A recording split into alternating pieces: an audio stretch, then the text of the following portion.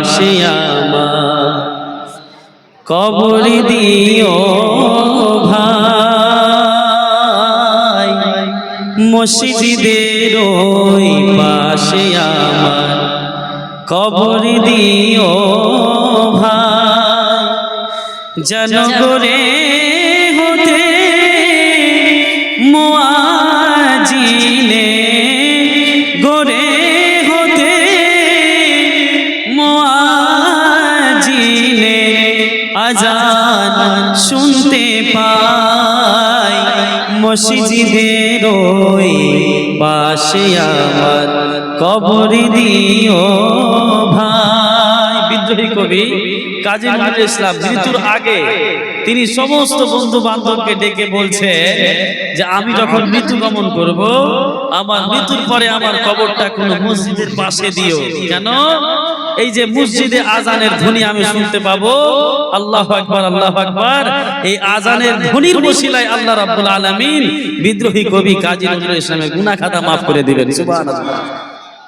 মসজিদের ওই পাশে আমার কবর দিও ভাই, যেন করে হতে মুয়াজ্জিনে গরে হতে মুয়াজ্জিনে আজান শুনতে পাই, মসজিদের ওই পাশে আমার কবর দিও ভাই। একবার জোরে বলেন সুবহানাল্লাহ।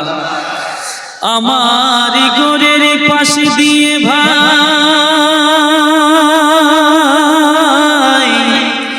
নামাজিরা যাবে, পবিত্র সেই পায়ের ধুনি, পবিত্র সেই পায়ের ধুনি এ বান্দা শুনতে পাবে। বিদ্রোহী কবি বলছে আমার ঘরের পাশ দিয়ে ভাই নমাজিরা যাবে হেঁটে হেঁটে, আর এই যে নমাজিদের হেঁটে যাওয়ার পায়ের ধ্বনি আমি বিদ্রোহী কবি কাজী নজরুল ইসলাম কবর থেকে শুনতে পাবো। সুবহানাল্লাহ। তিনার আকীদা দেখেন কত সুন্দর আকীদা। আমার ঘরের পাশ দিয়ে ভাই নামাজিরা যাবে, পবিত্র সেই পায়ের ধুনি, পবিত্র সেই পায়ের ধুনি এ বান্দা শুনতে পাবে। গরে আযাব হতে এই গুনাহগার, গরে আযাব হতে এই গুনাহগার পাইবে রেহাই, আল্লাহ এই গুনাহগার পাইবে রেহাই, মসজিদের ওই পাশে আমার কবর দিও ভাই। শেষ ছন্দ শুনুন বিদ্রোহী কবি কি বলছে, একবার জোরে বলেন সুবহানাল্লাহ। আরো একটু জোরে বলেন। কত গরিব মিসকিন রে ভাই মসজিদের ওই আঙিনাতে আল্লাহর নাম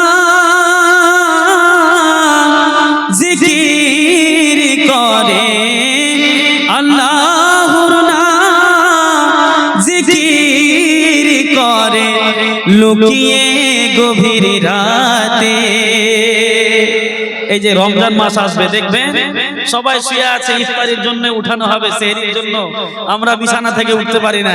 কিন্তু এই অবস্থা তো দেখবেন কিছু কিছু হাজী সাহেব, কিছু কিছু মুরব্বী যারা হয়তো আল্লাহ ভীরু, ওরাকে দেখবেন কোন রাত 2টা 3টাতে উঠে উজু করে মসজিদে গিয়ে তিনি একাই নামাজ পড়ছে। জোরে বলেন সুবহানাল্লাহ।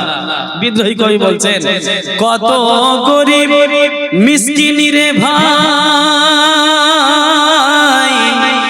মসজিদের ওই আঙিনাতে আল্লাহর নাম জিকির করে, আল্লাহর নাম জিকির করে লুকিয়ে গভীর রাতে আমি তাদের সাথে বসে বসে আল্লাহ আমি তাদের সাথে বসে বসে নাম জপতে চাই আল্লাহ তোমার নাম জপতে চাই মসজিদের ওই পাশে আমার কবর দিও ভাই সুবহানাল্লাহ।